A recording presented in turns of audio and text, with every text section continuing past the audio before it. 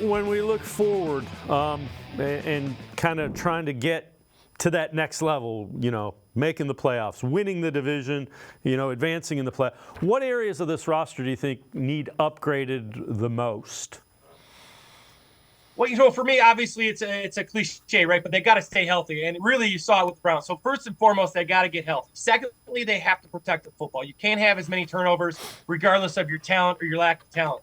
But in terms of what you and I have talked about for a couple of years now, they still need a guy, and maybe that happens when Deshaun Watson's healthy for a whole year. I'm not sure, but they still need a guy that they thought Elijah Moore was going to be, a guy who can get him easy yards, a sudden twitchy guy, a Tank Dell guy for the Texans who is going to come on the scene and get you easy yards where you throw a hitch and you get a touchdown, or you throw a simple RPO and he breaks a couple tackles.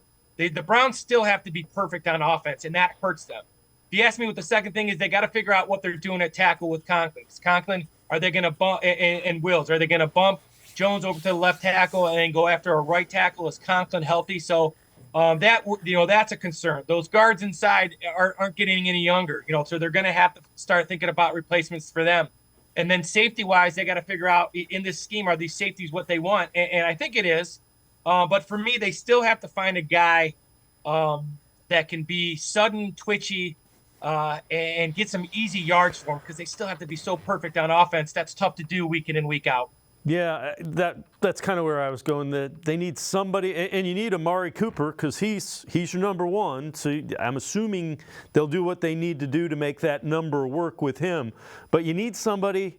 Again, you've put a real significant investment into Deshaun Watson.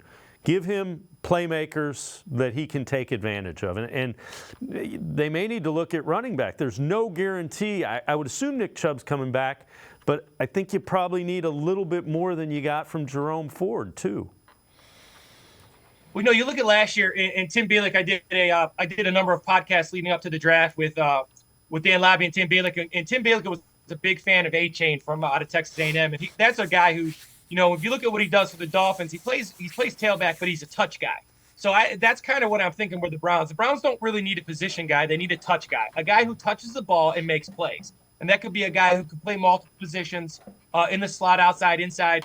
But they got to get a guy, they got Njoku now who's, 81 receptions, pushing 1,000 yards during the regular season, almost 900 yards. So they have a big-time tight end. I think Harrison Bryant did a good job at tight end. So they have some good tight ends. Nick Chubb, we'll see how he does health-wise.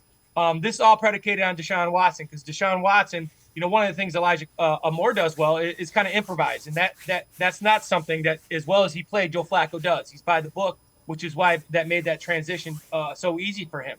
But again, until they can get easy yards, and if you look at the Texans game, for example, when they hit those chunk plays, it just made the game a lot easier, and that's something that the Browns have really struggled with the last couple years. They've had some great offenses and they've done some great things, but everything has to be perfect for them to score. And in the NFL, you got to get some cheap ones. You got to get some big plays. You got to create some, some missed tackles, things that, Njoku has done at a pretty high level this year. You could say Njoku was their best guy in space. When he touched the ball, he 7+ yards after catch, which led the tight ends in the NFL. So they got to get a guy like that, but even at a receiver level, a guy who can make a big play when he touches the ball.